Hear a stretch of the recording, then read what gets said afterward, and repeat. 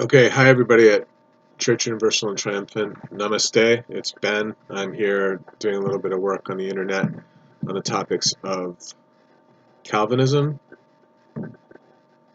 Martin Luther, and the Calvinism and Martin Luther initially, because I wanted to nail down what those mean in a nutshell and also establish good points of reference, talking points for use in my chaplaincy work through the church. And so I think it's important that people understand Calvinism because so much of Christianity is influenced by it and was influenced by it in the past as well. And Martin Luther, of course, was a pivotal Christian reformer. So this is just me basically taking a look on the internet and coming up with the information. Let me pull this forward a little bit. Okay. All right. So, okay. Here we go.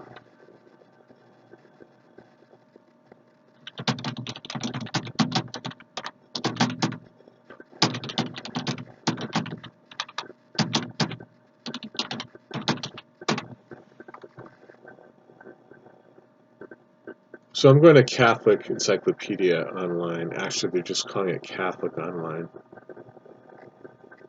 Do not scroll away. I'm not going to donate, but I am going to quote them, but I would like to give them attribution. It's catholic.org. Okay, / encyclopedia. And let's see here.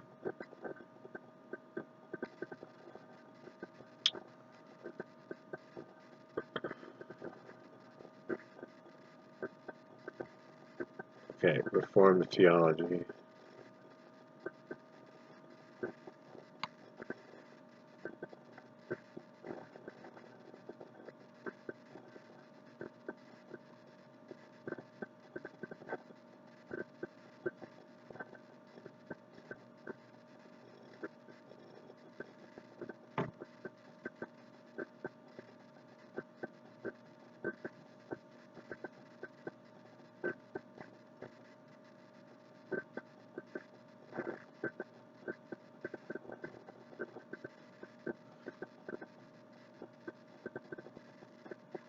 This must be quite illuminating to everybody, right? Watching me read. What I do in these videos, let me give you a little bit of additional information about how to use the videos while I'm here and on the topic, is if you're a mystic and you're on this path or on a similar path, I think most of the information comes across as being, well, you don't have to be in church to benefit from the information. I think that there are a lot of people on the periphery of the church who will benefit from it as well, and it really is meant to be shared. And you will find, irrespective of your path, you will find details, theological details, and nuances that are directly relevant to you, and which I hope you will find to be transformative, as I have found them to be. So there's a process of uncovering information and handling what are known as the treasure teachings of Buddhism effectively. In Buddhism, they refer to the three jewels, and the Sangha is one, Buddha is one, and the Dharma, I believe they say that the Dharma is the third jewel. And you will see that in the unfoldment as you progress through the church. So, to whatever extent you want to use the information, but the videos themselves are formatted in a somewhat scattershot fashion, and what really should be done, someone should come up with a wherewithal to go through, presumably myself, but I would have to be compensated to do it, and we'll take care of that. I mean, someone somewhere is going to come up with funding support for that, I believe, in the near future. I need at least one local parish, that I control with space enough for people to be living in the area, and and room to revamp some of these videos, but also to go through and to cull information from the videos because they pertain directly to the sutras. periodically I'll go through and rewatch a 2-hour video of mine and figure that I made maybe 15 or 20 really interesting points. But I guess in some respects, maybe only I know where those are, so that's another issue as well. But yeah, that's what they're there for. They're there to be distilled and to be retooled, and for me to be able to take the information that I've recorded here, not just to be instructive, but also as an effort at, as I said, cataloging the emerging, as I've said in previous videos, cataloging the Sanatana Dharma as I encounter it. I think that's a good way to put it. Okay, so there's a whole write-up on Calvinism here. I'm not sure that, I don't know if this is going to be the best.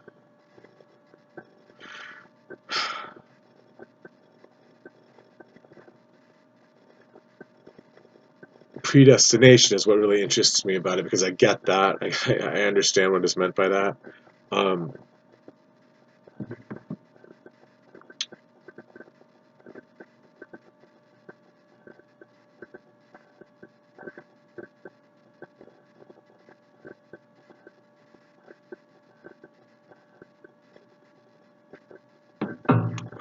Beyond that, that's where I would start in a discussion about Calvinism, because all the Christian branches, the Reformed branches, all have sort of their own original, you know. Well, I think I should be careful. They all of the what are they called? Confessions. Well, that's really in the Catholic Church. But let me think for a minute. No, confessions also were like the Anabaptists and so forth had their own particular confession, or the I think the confessions are probably declared by the Church, the Roman Church. I don't know what that is. Roman. I know you folks know this already. I'm just trying to figure out exactly how they were used and who was administering them. It's not that sort of confession. It's like Helvetic. The Helvetic Confession is a form of. It was written, okay, by, and this is around that time, I believe, around Calvin's time. The Second Helvetic Confession was written in 1562 by Heinrich Bullinger, whose life we considered in our previous article. It was intended by Bullinger to be buried with him as a testimony to the faith for which he had lived and which he had defended to his dying day. So this confession attempts to identify a reformed belief system.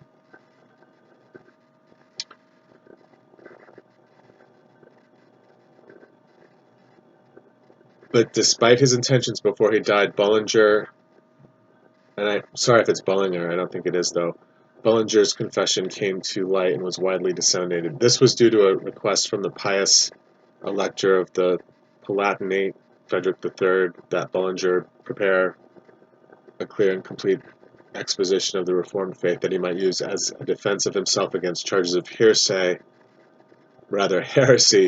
before the Imperial Diet of Augsburg. The elector was so pleased with Bullinger's confession that he requested and received permission to publish the new confession.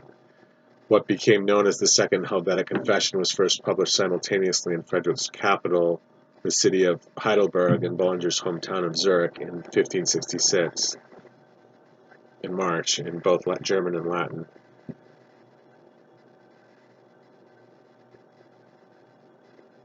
In short order, the Second Helvetic Confession was officially recognized by Reformed churches throughout Europe and beyond. So it's a statement of belief for those Reformed churches. That's the answer. And contents and style.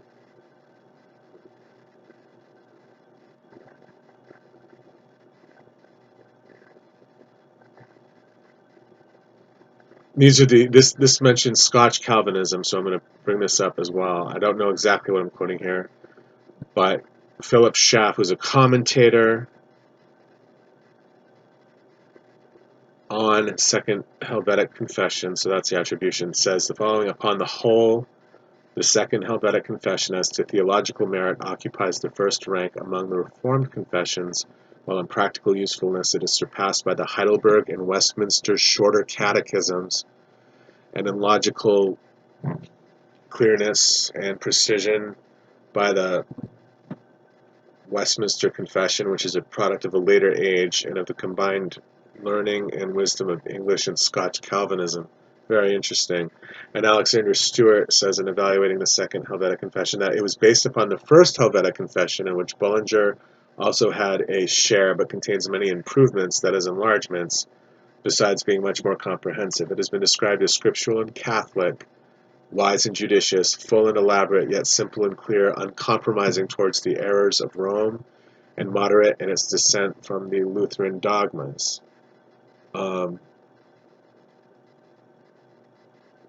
It is, of course, more of the nature of a theological treatise than a popular creed. Okay.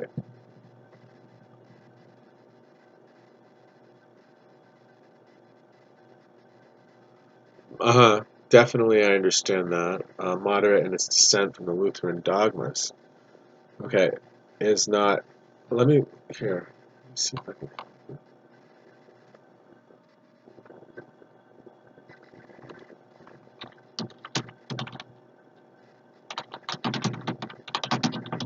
Okay. I don't know why they nail me with this all the time, but...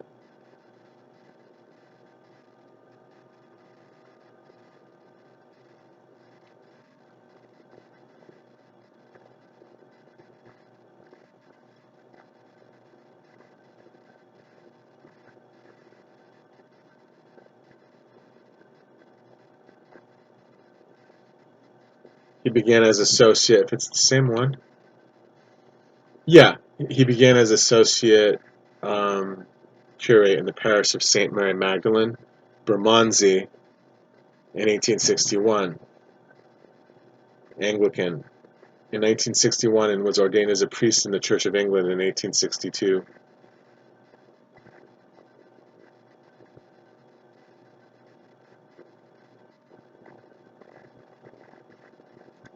And he has the product book, 19th century guy, called the Companion Bible. And if you go to Companion Bible in your browser, when my browser maximizes, it will give you a free copy of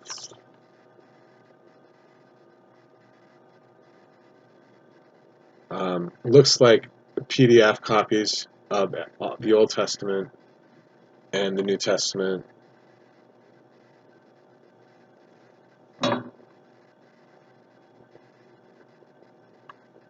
And so, just let me flip really quickly to Matthew and see if I can see.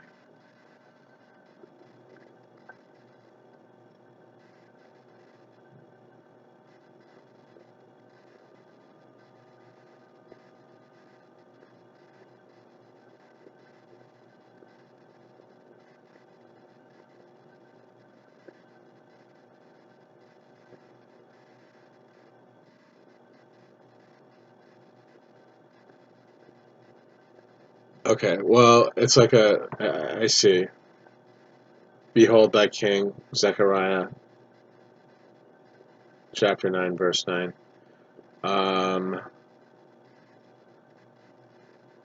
Okay, notes on Matthew's Gospel. These are like details notes. They're like constable's notes, or they're... I see. What it will give you is it looks good. It's in PDF format, so it's scrolling, unless there's some way to convert it into something else. I don't know that there is, but I mean, I don't have a problem reading it. But on the left, you're going to see, right, Matthew.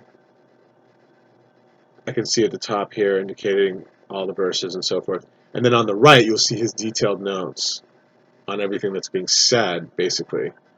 So, and it's continuous. I mean, it rolls from page to page, and you see the Bible in one font, and then it's letterboxing with a smaller font with references to what's going on the left side of the page, which is the actual word. And then, yeah, it's just tons of footnotes. like he'll say the Holy Ghost, and then he'll come back and he'll say, I think it's pneuma hagion, Holy Spirit or power from on high. So he'll draw in the Latin, cross references to other parts of the Bible, and so forth. So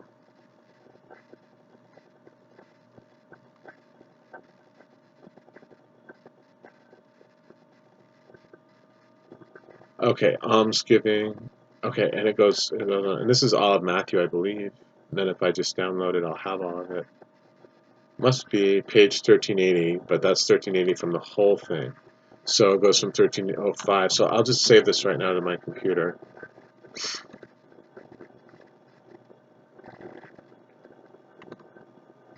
Yeah, and then I'll go there, and then I'll go there, there. Okay. So another good resource. We have Lumina as one resource, which is part of BibleNet.org. Remember that place? And yeah, but I never spell it right.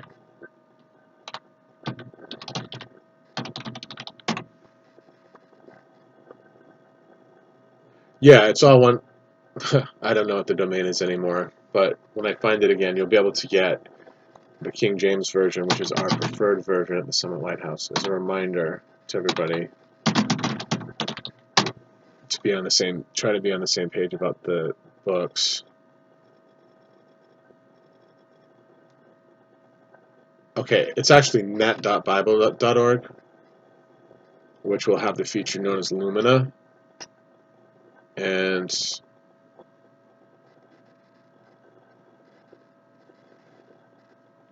you can go through, like I'm on Net 2 right now, but I can go through and pick out King James right away and flip directly to it. So I'm in Malachi 4, and back to Matthew 1. I don't know how I got to Malachi 4. I just happened to be there. You can read it in Hebrew if you want, on the other side of the page. And you can link to the library, which will give you links to articles by theologians and scholars on what's going on in Malachi, for instance. Questions about marriage and divorce, which is a commentary on Matthew 19, 3 to 12.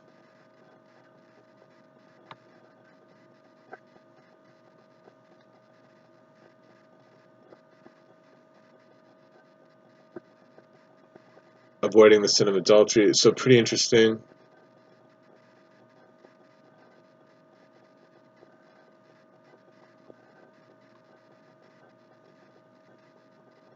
Okay.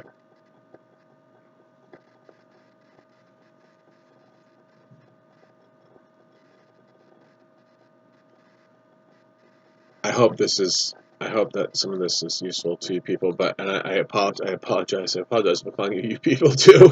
Okay, but these are resources that I have now anyway, and so that's good. But so let me try to find like maybe Catholic Encyclopedia, the actual one, to talk a little bit about Luther to you.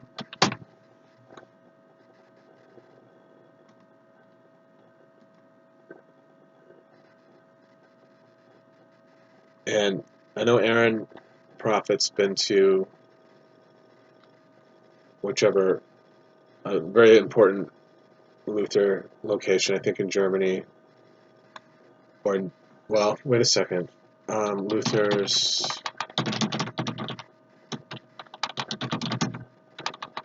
right, he wasn't from Germany, right? He was from,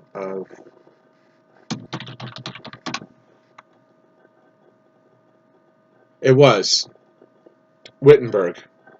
So I think she was in Wittenberg, actually, too, Aaron.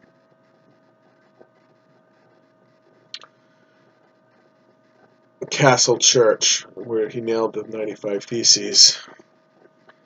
Okay.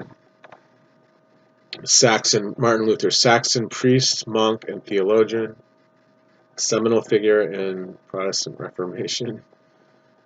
Does not look happy in this photograph.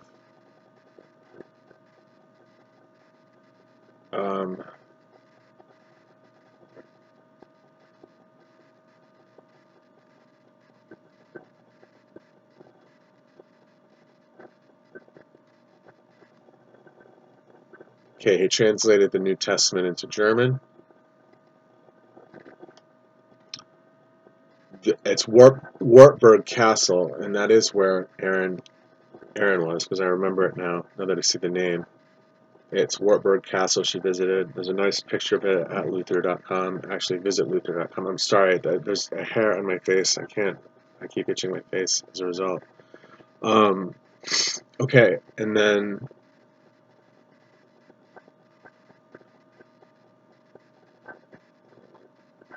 okay, he was kidnapped at one point for his own safety. It says, and it's that a friend of his found shelter by his friend Georg Spalatin, and Luther found shelter from his enemies under the guise of Squire George. So he was hunkered down in Wartburg Castle, but I think it was there that he translated the Bible into German. There's the Luther Trail. Yeah, and it says something about under 10 weeks. He did something like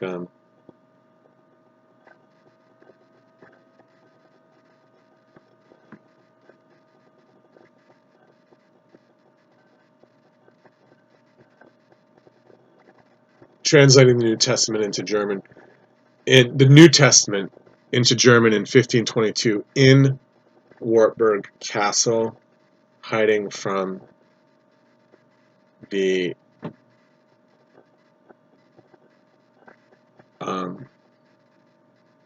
his enemies.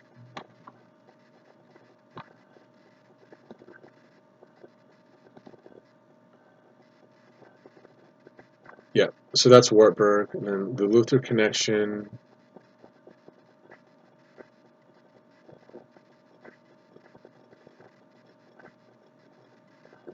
Yes, but where's the? Are we gonna secure the?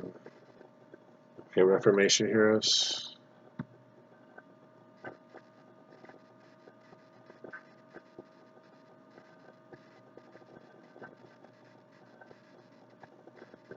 It doesn't really say here, so I'm gonna go and look at the Catholic website.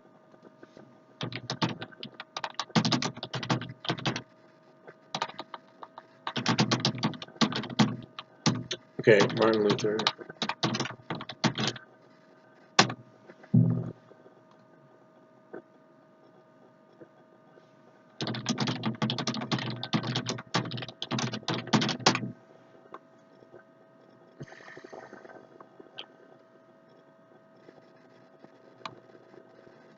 No.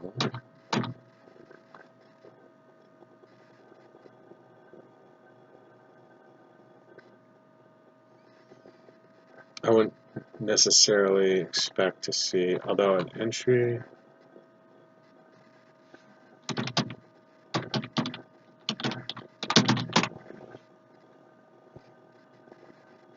There's no entry for Martin Luther, I don't believe, in the Summit Encyclopedia.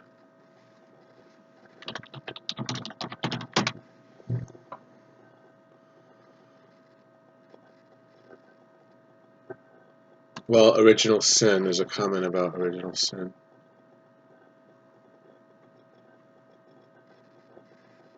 Augustine's view on sex. This is, good lord. We could actually grab this right now, guys. If you want. This is the Summit Lighthouse. Well,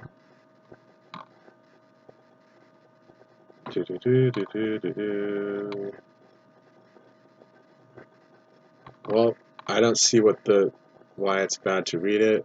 There's a picture of Saint Augustine by Simone Martini that was painted in the 14th century.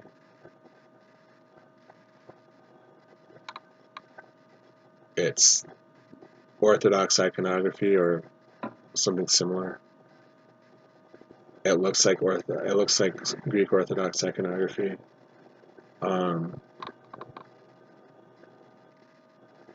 Original sin.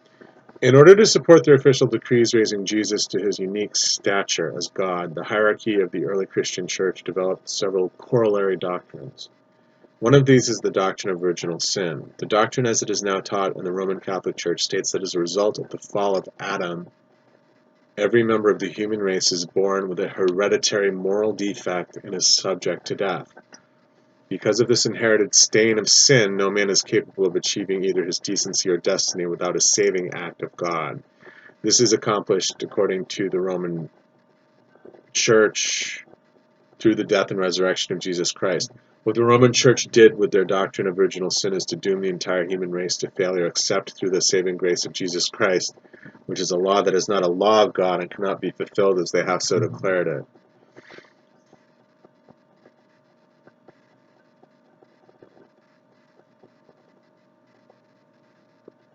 Origins of the doctrine. For the most part, there is barely a trace of the concept of original sin among the early apostolic fathers, who believed that no sin could prevent man from choosing good over evil by his own free will. Early theologians had toyed with the idea that man's wretched state of affairs is somehow related to the fall of Adam and Eve in the garden, but it was St. Augustine, AD 354 to 430, who fashioned it into what remains a cornerstone of Christian theology, original sin.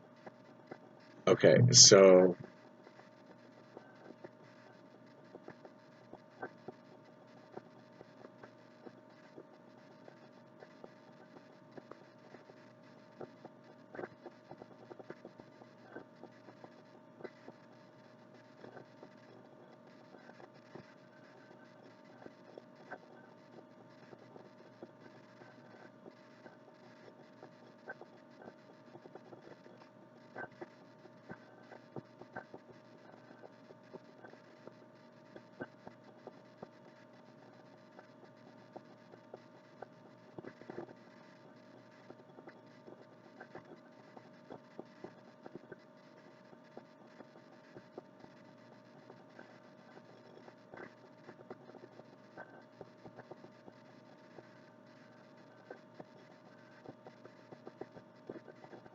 what verse?